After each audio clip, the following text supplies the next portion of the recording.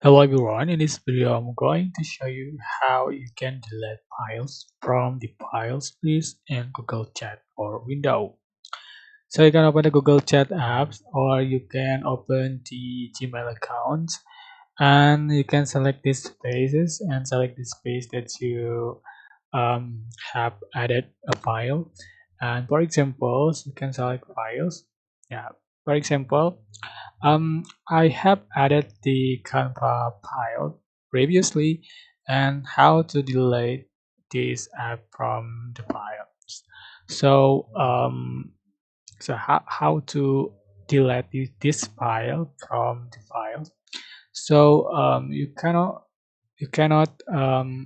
delete the file from here, but you can delete uh, the list of the file.